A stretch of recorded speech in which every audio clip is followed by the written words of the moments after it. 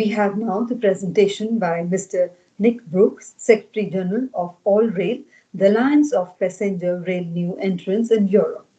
Mr. Nick Brooks is Secretary General of ALLRAIL, the Alliance of Passenger Rail New Entrants in Europe.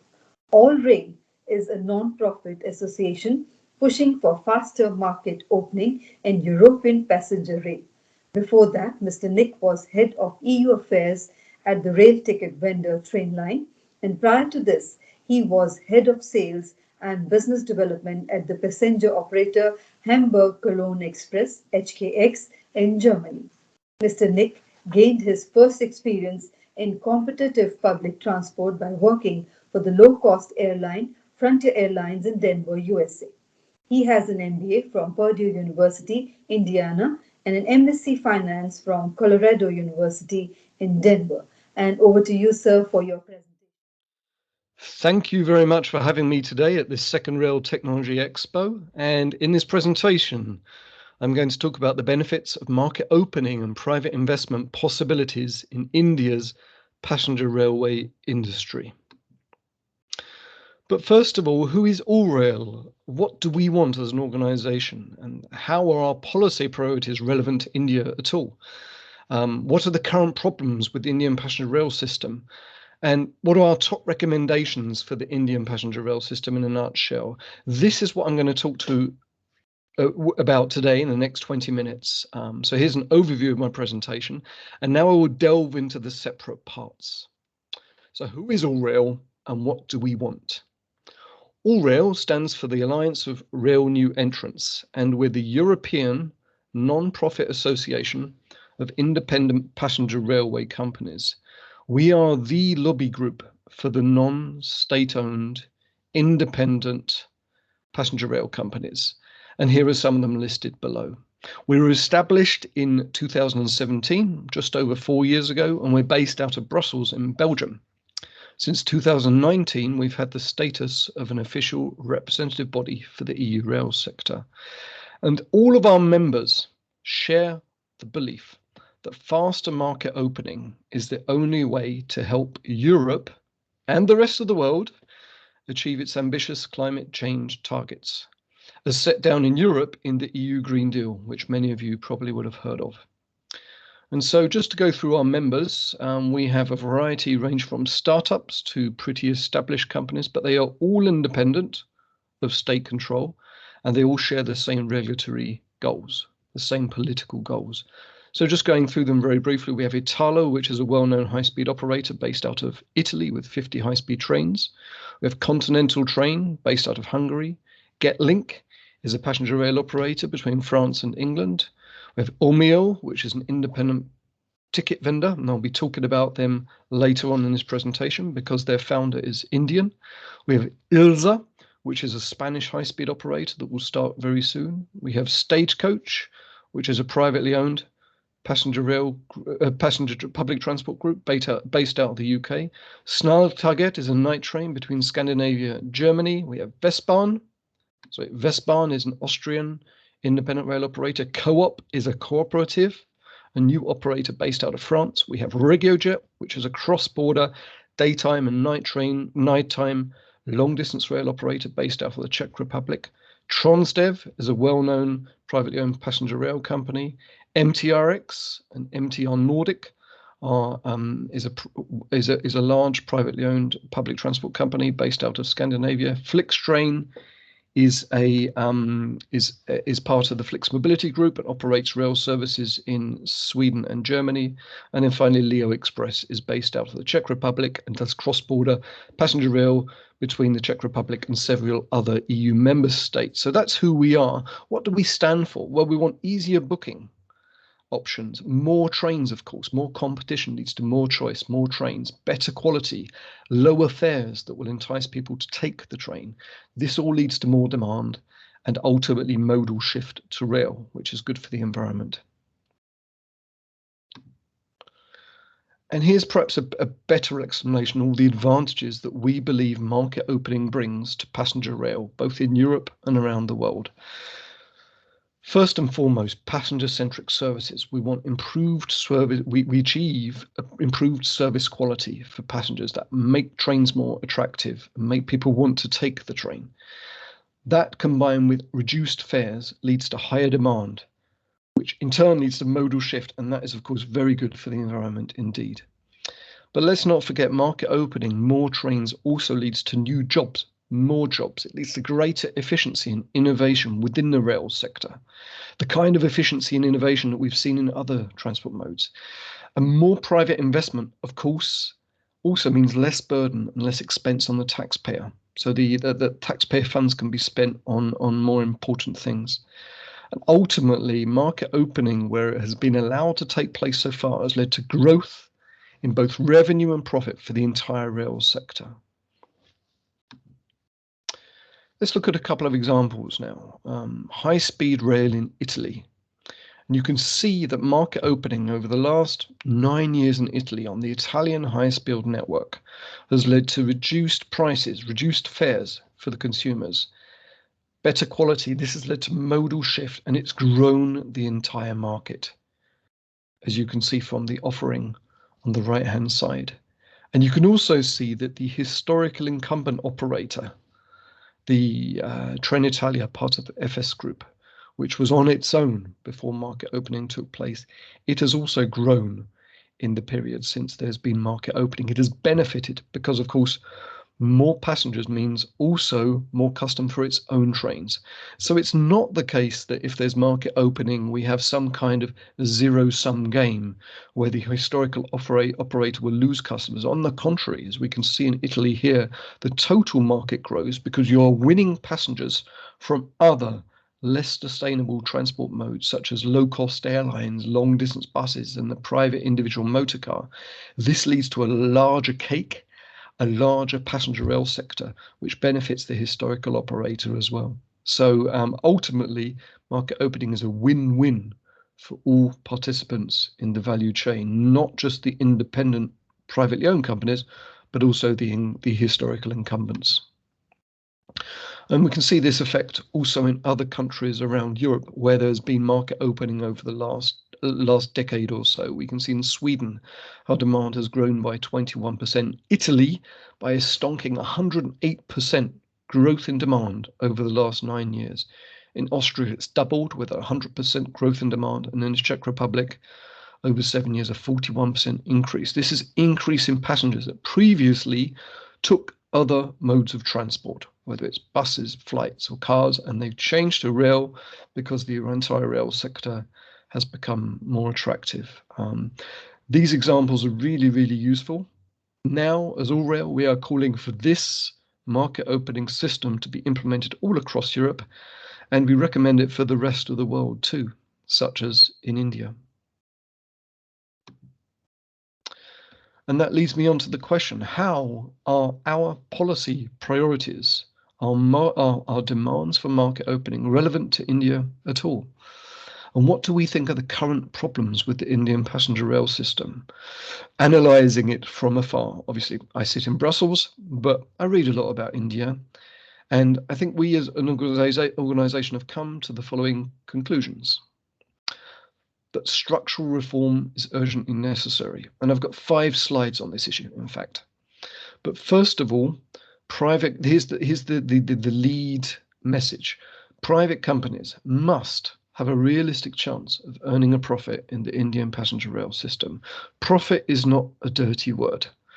And here's why. There's a big problem in India. We look at the Indian government's own 2009 union budget, which mentioned that only a part of the 5 trillion rupees for rail can come from state funds. So private investment is ultimately essential to carry out the necessary reform that India needs. And unless the Indian passenger rail system taps into private funds somehow, this investment simply won't happen. Private investors will go elsewhere instead. And we know that the government doesn't have enough to improve the infrastructure and to improve the trains. So you need private investors, but that's the problem. Private investors who want to invest in transport have other options. They can invest in airlines or road transport or a completely different sector. So if there's no chance of or no realistic chance of a return in the passenger rail industry, they just won't invest. And but you need their investment. And we know from Europe as well that the taxpayer cannot afford everything. People view Europe as being a wealthy continent, but all the trans-European rail corridors and service improvements that European politicians want, they cannot solely come from taxpayer funds. The taxpayer budget is limited. There are many, many things that taxpayers have to pay for, including all the issues that have arisen from the COVID pandemic. So we need private investment. We need a partnership of private and public money. And one must also consider that through the efficiencies that have been gained through passenger rail market opening over the last decade, this experience has shown that market opening has delivered improvements and growth at a lower cost to the taxpayer than beforehand. So it's not solely the case that profits are somehow being sent to private operators instead. It costs the taxpayer less and benefits the taxpayer budget at the end of the day. That is the benefit from market opening in rail. Here's our second issue. Private companies need to be encouraged to enter the passenger rail market. As far as I can tell, the Indian passenger rail system has been behind in its full potential for the last decades, no less. It's been unable to keep up with the demand, and this has been a lost opportunity. And India should really learn from what I've analysed about the Indian telecom sector, which has almost no financial support now from taxpayers. It's almost completely delivered by the private sector and regulated by the government, and it's brought excellent services for the customers and value for money. So we think that opening the rail market to new commercially driven operators owned by private investors will lead to a wider choice of value-added and differentiated service options for all types of passengers. Perhaps the more budget conscious, but also the more affluent, which will in turn increase the popularity of the rail sector as a whole. New additional demand and revenue will then be a virtuous circle, motivating and of course helping to pay for necessary improvements such as better rail infrastructure, because the operators will use the infrastructure, and if there's more operators, that means more track access fees, which can help pay for improvements. We've seen that happening with specific examples in Europe in the past as well. But we also believe that the rail services themselves, the long-distance rail services, must be passenger-centric and demand-driven. Unfortunately, the suggested model that we've seen in recent years by Indian Railways to open up the market involves concessions, organised by Indian Railways no less. And to us, that represents a planned economy, unfortunately. Someone will be telling new operators where and when they should operate and what the limits of those contracts are. And I guess that somebody will be the Indian Ministry for Railways and Indian Railways itself. So in our view, a concession model, an arbitrary concession model, hinders growth and innovation. And you don't see it with other transport modes. And in fact, in Europe, the goal is to move away from concessions and to as much commercially driven open access long distance rail as possible. So why not in India too? And how do we even know if a specific route is commercially viable? Well, key performance indicators, KPIs from the business world, they must be rigorously analysed in rail. Could a specific route be done commercially in an open access, commercially driven manner instead of concession? That's the big question must be asked. Could other taxpayer subsidy mechanisms be used that would be fair to all operators, enticing private operators to come in and offer these routes on a commercially viable manner? And the best example being lowering track access fees. So why not do that, which is a measure that will help all operators rather than introduce concessions? And if private operators still don't come, if there's still not the supply that the system needs, then ultimately, yes, concessions could be used, albeit with competitive tenders, of course, not a direct award. But they should only be a last resort if no operators can provide the services commercially. At the moment, it seems that concessions are the first idea, the main priority. And that doesn't sound right to us based on our European experience. Next, I come to three major barriers to entry where we think structural reform, institutional reform is urgently necessary. First of all, separate the dominant rail operator, Indian Railways, and the track infrastructure manager. If it's one and the same company, run directly by one and the same ministry, there's a huge conflict of interest.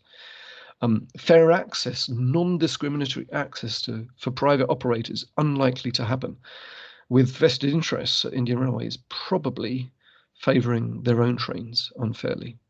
That's the experience that we've seen from Europe. And then we also need non-discriminatory, fair access to rolling stock. One of the big problems in Europe, and very likely to be the same in India, is a lack of level playing field when it comes to purchasing or leasing rolling stock. There isn't a vibrant second-hand leasing market. And if you want to purchase new rolling stock, of course, the government-owned entities receive better financing conditions because they're backed up by the state. That's not fair in a market which is still so lopsided and still so dominated by government-owned entities. If you want to grow the market, introduce private operators, then until the market is more competitive, you need to add some regulations so that there are fair financing conditions, the same financing conditions for private operators for rolling stock as there are for state-owned operators. And then last but not least, digital tech platforms. I mean, we believe that the rail ticket sales market, the downstream rail ticket sales market, does not need to be part of the operator anymore, that it is now a separate part of the value chain. And as long as Indian Railways controls the downstream rail ticket sales market, that will affect what people can see and what they can book. We need more impartial solutions driven by the internet, impartial, independent digital tech platforms. And may I also say that there's a leading Indian entrepreneur providing such a world-leading ticket retail solution, such a world-leading impartial ticket retail solution. That's Naram Sham. He runs Omio, which is one of the best-known independent ticketing platforms in the world for rail and for other modes. And you need that kind of independence for ticketing. You need impartial rail ticket platforms where customers can compare, contrast, and buy all rail options from all operators.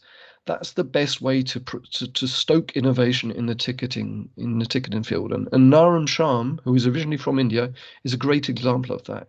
His company and others like his should be able to operate in India too. On the whole, something seems to be wrong in India. I am aware of the recent plan to operate passenger services on the mainline rail network, and it appears to have failed. There's just been 2 bidders. It seems to us that new operators in India at the moment under the existing system would be competing with Indian Railways' own in-house trains, but also reliant on Indian Railways infrastructure and decision making. That is a conflict of interest. It shouldn't work that way. That's not going to produce the most optimal solutions. And can also add that previous attempts to open up private companies in India have set a precedent that shouldn't be ignored. Look at the private airlines in India since the 1990s. They significantly improved the passenger experience, but they also had to deal with the state-run competition, Indian Airlines, Air India, within the state-run infrastructure network, which was the Airports Authority of India, ultimately improved to be impossible. None of these private airlines have survived until 2021. India needs to learn from that and make sure that if you're competing against a state-owned company, you're not also reliant on them for decision-making and for infrastructure. Therefore, and this is my final slide now, we have recommendations about how to proceed. So our recommendations for the Indian passenger rail system, in a nutshell, here we go. So yes, public policy, state policy and investment is fine, both financial and non-financial. But instead of just giving the money to state-owned entities or the investment or helping or giving preferential treatment to state-owned entities, they should instead accelerate private investment. They should attract private bidders. Shouldn't limit them or even exclude them. And you need to move away from public servants deciding the supply and demand. That doesn't happen in the aviation industry in India. It doesn't happen in the aviation industry in other parts of the world, especially not in Europe. So why should it apply to long distance rail? If you want a level playing field with other modes of transport, you need the same kind of conditions. So you need to encourage a demand-driven passenger-centric, long-distance rail market. I mean, we've established that Indian Railways hasn't really met the demand over the past decades. So you need to better serve the existing demand as well as attract new passengers. You need to seek and win all types of passengers away from buses, planes, and car journeys. Any person traveling within India between the major hubs and cities and towns of India should have a rail option. They should have an attractive rail option. You'll get that by having more competition. You clearly don't have that by having just one dominant market dominant operator, Indian Railways. Therefore, India is ripe for market opening as well. And you need to reduce barriers to entry for private investors. And these coalesce around three major things. Separate the rail infrastructure from the dominant operator. This is an argument that has been going on in Europe for decades, and it's been proven correct that separation is the way to go. Look at Germany now, where again, with the upcoming parliamentary elections, there are calls for separation of track infrastructure and operator because it hasn't worked in an integrated entity. Secondly, remember that availability and financing of rolling stock. You need interoperable rolling stock, and financing conditions should be equal until you have a competitive market. Until there are several operators, until there's a good competitive situation with 2 or 3 operators, you need to have the same financing conditions. Otherwise, the state operator will always have better conditions and always have a certain advantage that way. And then finally, you need to encourage those independent, impartial digital tech platforms that show and sell all rail options. It can't be the case that if you have a new operator, that the railway stations and the big apps, the big websites of India don't show it and don't sell it. Otherwise, that operator won't succeed. So you've got to accept now that if there's more operators, the ticketing market is further downstream in the value chain. It's a different market and it needs competition within that market. But it shouldn't be the case that the upstream operator somehow can influence the downstream rail ticket market. I hope that makes sense. But once again, there's a great innovator from India, Naram Sharma. He set up Omio. It's an independent ticketing platform based out of Berlin, and it's exactly the kind of digital innovation that the Indian rail ticket sales market could benefit from. So that was my presentation on India. I hope it was useful. I hope it made sense, and I look forward to any questions that you may have on the ideas and the recommendations that I've put forward. Please do follow AllRail online. I mean, these days, everyone's got a website. We've got Twitter, we've got LinkedIn, Instagram, and YouTube. Please follow us at all those various social media channels. We'd be delighted to deal with India more often going into the future. And if you have any specific questions, please feel free to email me or to call me or to tweet me. I look forward to the rest of this conference, and thank you for your time and attention today. Thank you. Bye-bye.